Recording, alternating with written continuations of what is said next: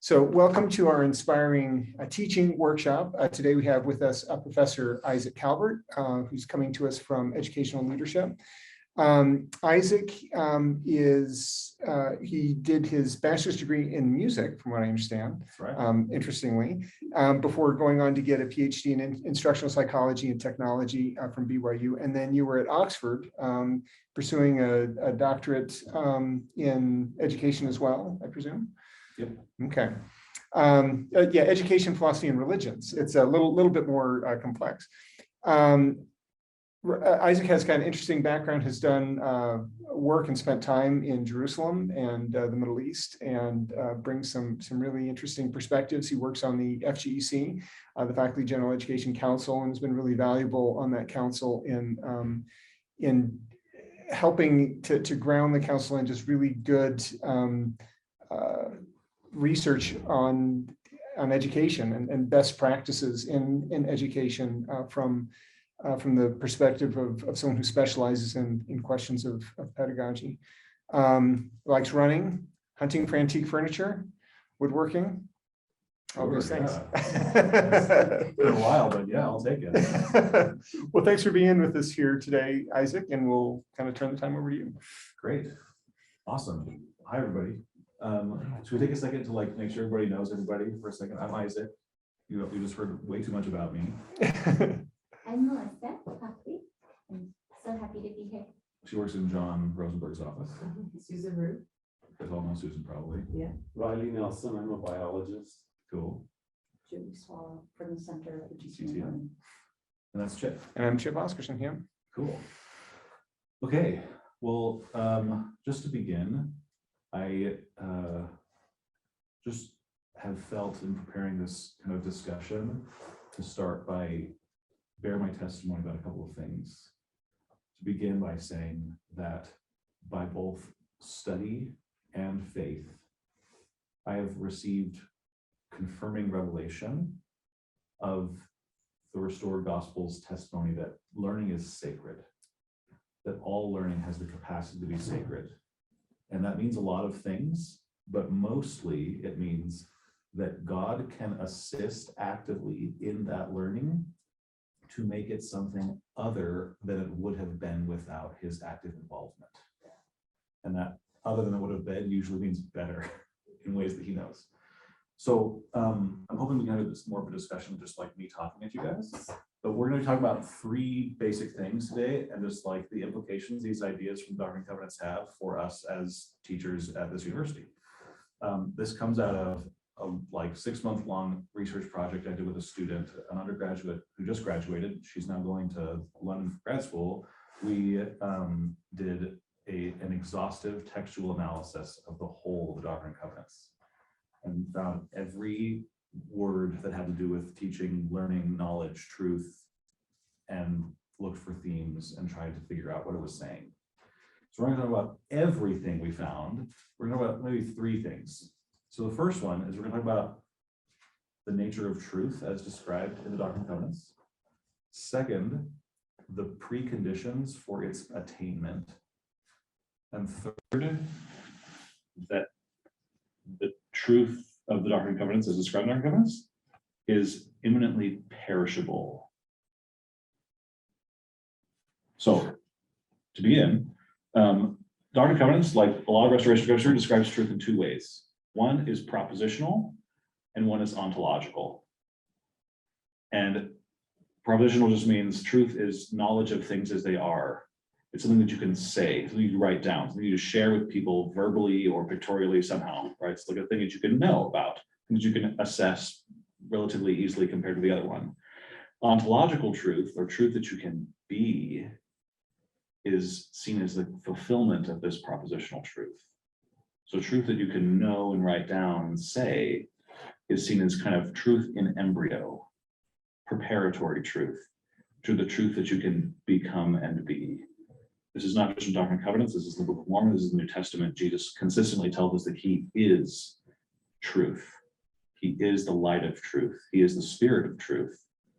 And truth that you can be is something that has different implications for us as professors of people who teach people stuff. So I guess before we go on, I just want to share a quick story. So I had a buddy who was studying with me at Oxford, and we were talking about truth and being a professor and a student. And he was like, man, isn't it so cool that we're at a university where we can like talk about truth, just like pursue truth. And I was like, dude, you got to talk to your professors about that. Like ask them actually, like tomorrow, go ask them if they are here to pursue truth. And he's like, what do you mean? Of course I'm gonna ask them. Why are you being dumb? And so he goes, 2 days later, we get together for lunch and he's fuming. He's like, I asked them all and none of them said we're here to pursue truth. None of them. They said we're here to make connections and have meaningful discussions, but not to find truth. And he was just like furious. Like, what are we even here for? And that was just propositional truth, right? It's like things as they really are, sure. But like the Doctrine and Covenants talks about not just truth that we can know, but truth that we can be. So my question would like to begin, and I don't know if you guys have any thoughts or ideas, we could certainly dive into some of these scriptures. Mostly we're pulling this from Doctrine and Covenants section 93, but also John chapter 14, verse 6. What does it mean to be truth? The implication that Christ says he is truth and that he also commands us to be like him, and the purpose of the gospel is to become like him, means that we could also be truth. And the commandment to do so is not limited to just like scripture-y topics, but the commandment to do so is like spans all realms of human endeavor. He talks about things in the earth, above the earth, under the earth, languages, nations, kingdoms, cultures. How do you be truth? And certainly, how do you, like with that, is how do you teach people to be truth instead of just like know about it? Sounds like really philosophical, but it's actually, this is just scriptures. Like how do you be it as opposed to just know it? Have you ever experienced that in your own learning or teaching? What do you think? One of them. I don't know. What was one that stood out to you? Well, just explaining what does it mean to be truth? Oh, I was talking about how when we think of the Savior, and Susan was saying, well, I have always known that he is the truth, but I've never thought of what that means for us. And I was sharing how, in a way, we get to be little hymns or like lowercase h, and because we're being the vessel for him. And in order to do that, we have to be living already what we're teaching, because if we're not living it, if we haven't embodied that truth and we haven't done the work to become that and to be able to like love our subjects and love the truth, then we cannot teach it. Yeah, maybe like a fancy philosophical way of saying that would be a dispositional supersedence of hypocrisy. Meaning that even though we aren't going to be perfect in trying to live in accordance with the truth that we know, we will be trying our best. And trying our best, coupled with the Lord and his grace, as described in Doctrine and Covenants 88, means that we can be saviors on Mount Zion, little hymns, as most said. I like that idea of embracing hypocrisy, right? That it's because it's this perfectionism I think that can get in the way sometimes. Is that that's a really high bar, obviously, and one that none of us reach up to, and there can be something frustrating. But if we kind of recognize ourselves as imperfect, hence this embrace of hypocrisy, that works in progress, aspirational, nonetheless. I think that that we understand that we need that grace. It's the grace that brings us to the level we need to be, as opposed to needing to achieve it on our own. Yeah, in Doctrine and Covenants 88, it says, teach ye diligently one another words of wisdom, that my grace may attend you. And grace, we were talking about with Chip, is the kind of the type of divine intervention that humans are incapable of doing on their own. And that God promises grace, not just for the remission of sin, but for the enhancement and potential eternal durability of learning, is really specific to the restoration and really powerful for us at BYU. It's not just grace for sin, but grace for our learning. Any other ideas about this? I like grace. It's really important.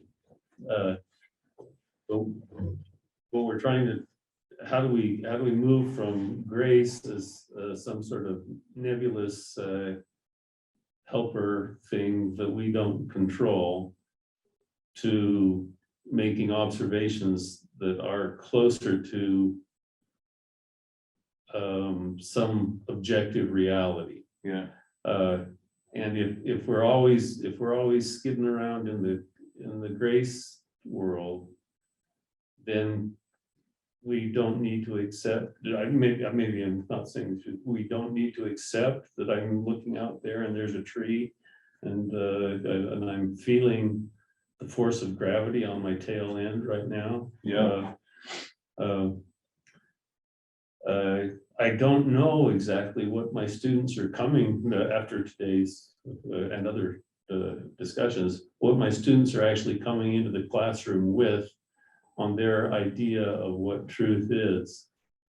As a scientist, one of the biggest hurdles that I have to deal with about truth is that to many of my students in general education, truth is a long list of facts, of incontrovertible facts. If they had their wishes best, I think there would be a real long list of incontrovertible facts that they would live.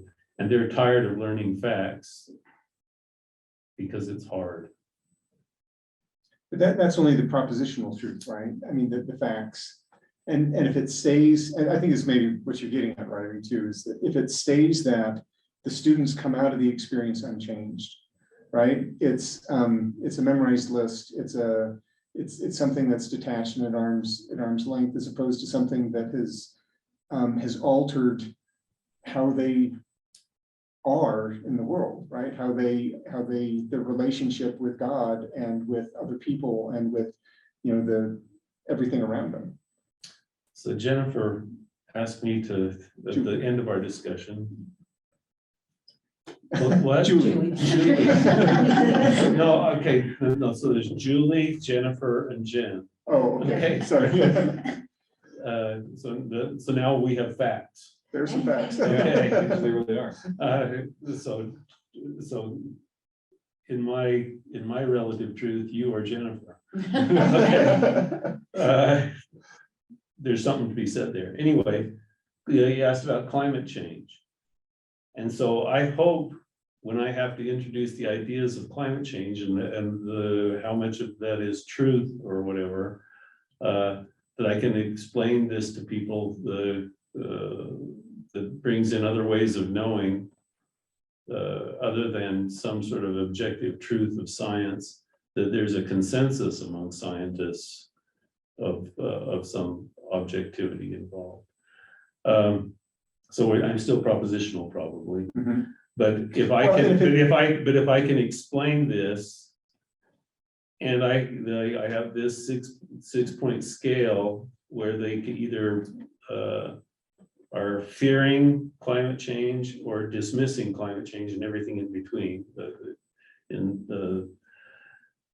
Then if I can change their view, maybe somehow, one way or another, away from disengaged is my major goal, where they're not even thinking about it, towards either worrying about it more or worrying about it less. Can I build on his example and see if this is what you mean? Well, I don't know. It's not me. I'm not sure what God means. I mean, true. Yeah. So when he talked about engagement, so when I teach US history, so I lived on the south side of Chicago for 15 years and was a minority. And I think that I always brought that to my teaching. And in teaching the first half of American history, it didn't really matter to me in the end, I guess it'd be a learning outcome, if they knew exactly when the Battle of Shiloh was. But what really mattered to me is that they understood the moral repugnance of slavery. Is that they knew what slavery was, that they understood human dignity. They understood that it wasn't just that whites were greedy or whites were bad, that they understood why it happened. But if they could leave with some kind of sense of injustice done, and that this is what split the nation, then I would regard myself as successful. And to me, that brought a moral dimension to my teaching. Is that what you mean by being truth? By being truth, certainly a disposition, I mean, I Or brought the capacity. disposition to class.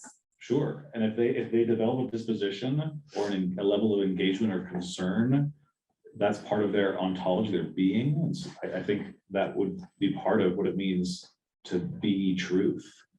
To be the kind of person that once you encounter truth, that you live in accordance with the truth that you have encountered.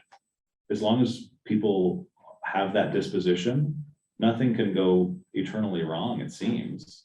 Because as long as they pursue truth, and when they find it out, they'll change what they have to change to live in accordance with it. I think things are gonna go pretty good. I was just thinking about, because this is such an interesting discussion, particularly, as we were talking, that we live in a time period where truth is relative, that there's this idea of alternative facts, or something is true for me. My truth. Yeah, my truth versus your truth. And I was thinking about how critical it is to teach the concept of being a seeker, seeking out of the best books. Seek and ye shall find me. And if God is truth, then I'm seeking after him, and I'm seeking after truth. And also, in conjunction with seeking, the humility that comes with seeking, the recognition that my knee-jerk response to a piece of information may not always be the right response, that I need to continue seeking until I either find that something is known, that there is propositional truth here, or that I am willing to wait on the Lord until there's more information that can bring me to truth. And so that seeking brings up the other 2 points that have been really big in the Doctrine and Covenants. And we'll talk about them and maybe what the implications are for us as teachers. The first is that this idea of seeking, it dovetails with the idea that truth is potentially eternal. In the Doctrine and Covenants, it talks about whatever principle of intelligence we attain to in this life by virtue of our diligence and obedience will rise with us in the resurrection. While we have that promise of the eternal nature of intelligence, in other words, light and truth, we have this opposite warning, which is reflected in the Doctrine and Covenants in like 7 different spots, and in 2 Nephi, which says that if you continue to receive, you will be given more. But if you continue not to receive, not only will you not receive more, it will be taken away that which you have. In other words, the fancy way is that truth is imminently perishable. So whether it is dispositionality or more moral awakening or a level of engagement, whatever the truth, ontological or propositional, if students do not continue to seek and receive, it will be taken away. And it's like the specter that haunts all of us, or should at least as educators. It's like, no matter what we do, it will be forgotten unless they have somehow discovered how to and developed a desire to continue to receive. This is just a promise warning that God gives in the scriptures everywhere. So that's a problem, because we can't, no matter how good we are. If they stop, it will have been as if it had never happened, which is kind of terrifying. The other thing that's a warning that's kind of a twin warning with this one is in Doctrine and Covenants 58, verse 26. This is a verse about, you know, the same that needs to be commanded in all things, the slothful and unwise servant, and receiveth no reward. So the question kind of arises for us, is compulsion doomed to have its only learning outcome be 0?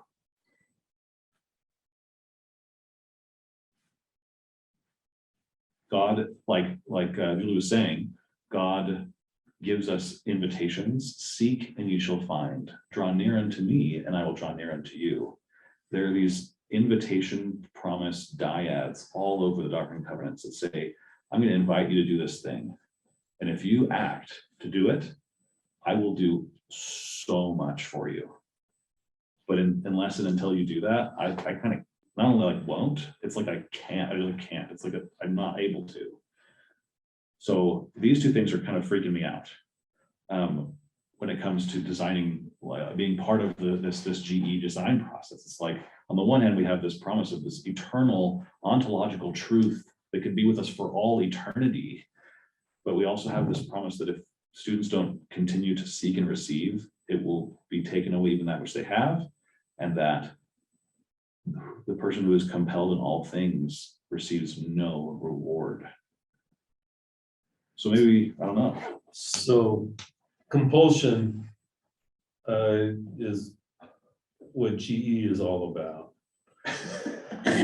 That's really depressing. No, he said it more depressingly than that. Because if we really think that the compulsion is all that is all they're going to get out of it, then according to your verses, we're screwed. Okay, but what we're hoping, I think where hope enters into this, is that by getting them in front of us in whatever our field is, there's going to be something else that comes out that leaves the world of compulsion, and grace or objective truth might take them somewhere further into the eternity. Yeah, I was talking to, don't forget it. I was talking to my predecessor, who I'm in his office now, Buddy Richards, about this yesterday. And I was like, so what would you want to say? I mean, you basically did what I'm trying to do for like 40 years. And he kind of said, I wish I would have taught without thinking. The question that he normally asked was, if a student never takes another class in this subject, what do I need to teach them? If they never take another class. But he wishes his question would have been, if they, hold on, let me read exactly what he said. He said, it's a shift from, if a student never takes another course in this field, what must they know? But instead, I wish the question had been, if they never take another course or pursue knowledge in this, what have I done wrong? So that's that seeking again. Anyway. I think going along with what you just said, you know, I've had the privilege to get to read lots of course evaluations over the time that I've worked at BYU. And the ones that always really thrill me are when students say, I didn't expect to like this course, but I now love comparative literature, or I love math. I'm thinking about switching my major. And in some ways I was thinking, wow, that's what it means to be truth for someone, to make it so beautiful and so enticing that, you know, I came to this class because I was compelled, I need to do this to finish graduation, but I left this class with, you know, the beauty of the subject cracked open for me in a way that I hadn't expected. And we do see students write about that over and over again in classes that are taught by, I think, instructors who are being truth, right? They are giving you something that you hadn't expected. They're bringing you the beauty of a subject that you hadn't recognized was beautiful before. I think it also, you know, in our FGEC meetings, we've been talking about that lifelong learning mission. And again, connecting with this idea of teaching students to be seekers is really teaching them that critical aim of being a lifelong learner. Yeah, I mean, going into the Book of Mormon and Alma 32, Alma talks to these people and says, listen, if you have a desire to even give place for a portion of my words, desire to believe, let's work with that. But the implication too is if you don't have a desire, it's not like I won't, it's like I can't. And inviting that desire to keep learning is it fits into that lifelong learning you're saying. Also, sometimes there's this sentiment that because lifelong learning is clumsy to assess, it doesn't fit into a typical assessment framework. It's hard to It's assess, difficult. right? That was kind of like, let's just kind of leave that aside. We're going to assess what we can. We're just going to hope, but at the same time, like scripturally, these warnings are pretty intense. You're saying pretty bleak, pretty stark. Like if lifelong learning, and I would say maybe the restored gospel of this is eternal learning is not part of what we're hoping for, then it is kind of inevitably, inherently temporary, and it will be taken away, even that which they have, if they don't continue to receive.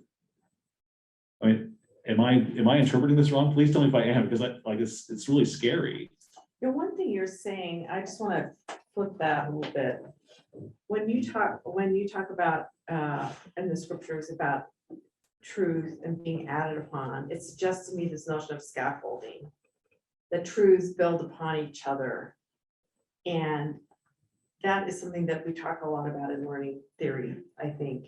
That the more you learn, the more you're able to learn. Does that fit with what you're saying?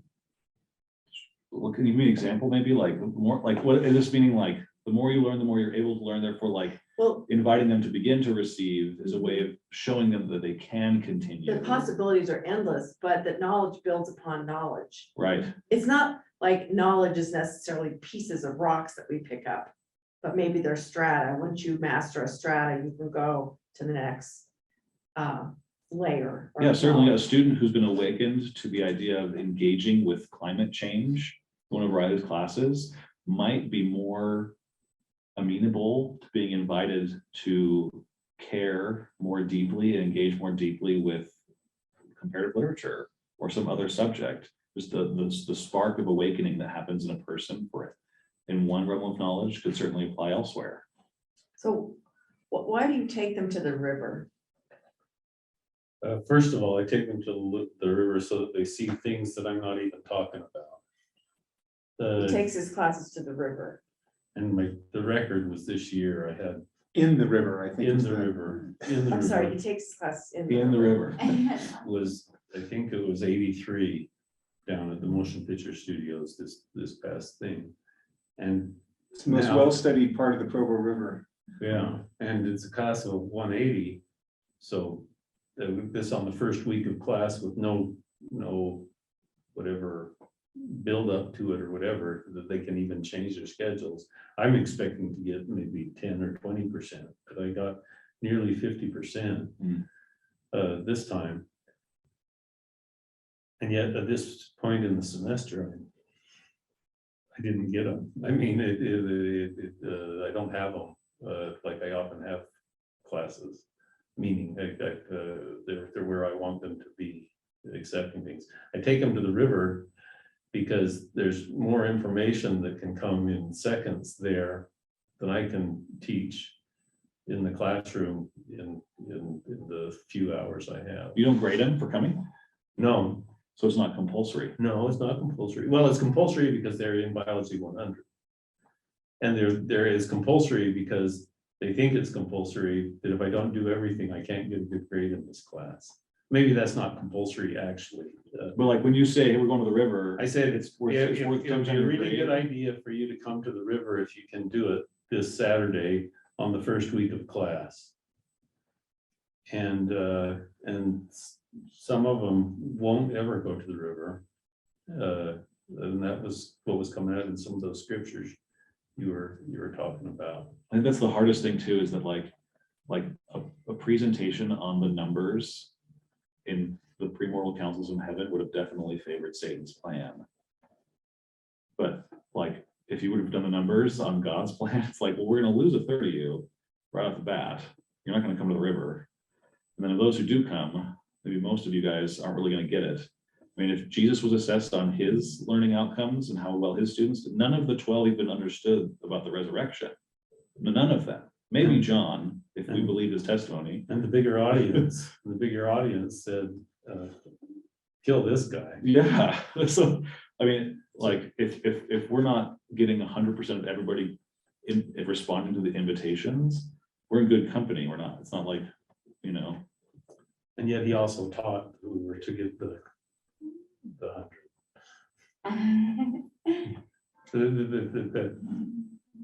It's there. You know, one of the things that you're doing is you're inviting experiential learning, and you're being an experiential teacher.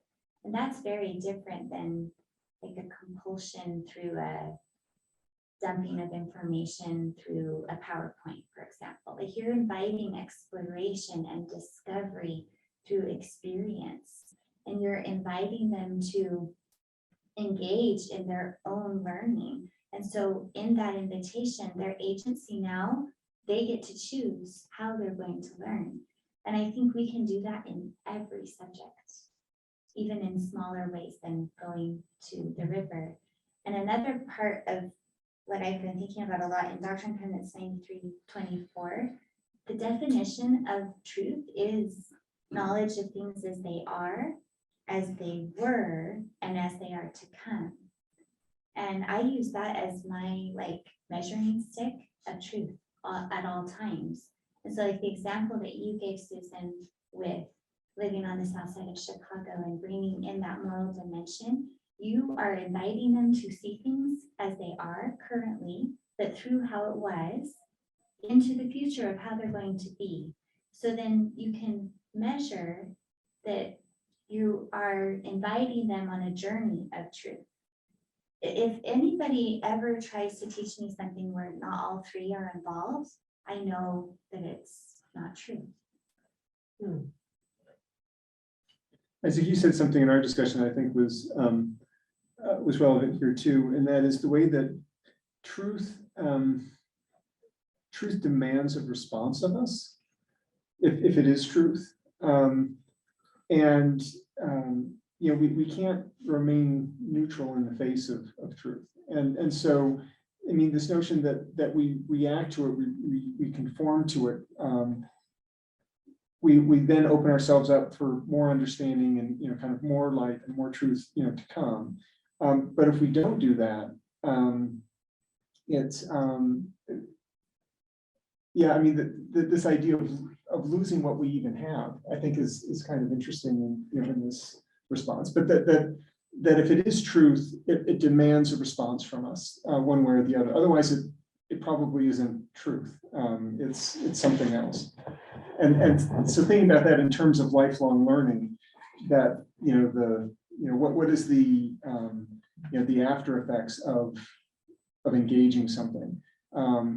And I guess that there's a way in which a lot of our pedagogies can be so superficial that it never really invites the students to think about that, about how this connects with them in some, you know, kind of more meaningful way. And maybe there's some subjects that are harder to make that explicit to students, but that seems to be one way of thinking about what lifelong learning is what is your reaction to, you know, to truth that, you know, that you've encountered, that you've engaged. And it's in our parlance in just like North American 21st century educative norms that we call finals. That implies that it's the end of that period of learning. And so it seems no wonder that I could go to any of my undergrads right now and say, hey, could you tell me about one of your classes you took 2 years ago? That like, I don't, what do you mean? Like, they don't remember who the teacher was. And that's 2 years, not 20 or 200. But they might remember the truth. They might if the they had class. continued to receive. But if they hadn't, the Lord has told us in no uncertain terms that they will not. It will be, not only they won't remember it, it's just going to be like God will act to remove it, to take it away. which is it's pretty intense. Speaking of like God's grace of involving himself, there's also like a, I'm gonna take it if you don't continue to receive stuff, which is pretty scary. So it's like, I mean, I don't know if we start calling finals send-offs, you know, just like Beginnings. beginnings. Because I mean, we laugh because I think it should be more accurate. Now, I remember having a conversation with somebody when I very first was hired. We were talking about this idea, and it was like, man, I worry so much. I try to imagine my students 20 years older than when they are now, and like, you know, their 40s. What kind of a learner are they going to be then? And they said, that's none of our business. And that like wounded me a little bit. I think it has everything to do. It's definitely our business, not just 40 somethings, but when they're 1 billion years old, when time is no longer time and they are eternal beings, like anything less than that vision, we know is inescapably temporary, because by virtue of the restored gospel and scripture. It's like it's a tall order, but I mean, it's just staring us in the face in these sacred texts.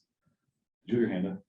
Well, I was just thinking about, like I remember as an undergrad taking honors classes and just being so engaged in my classes. And like I chose to take biology 130 because I wanted to engage, right?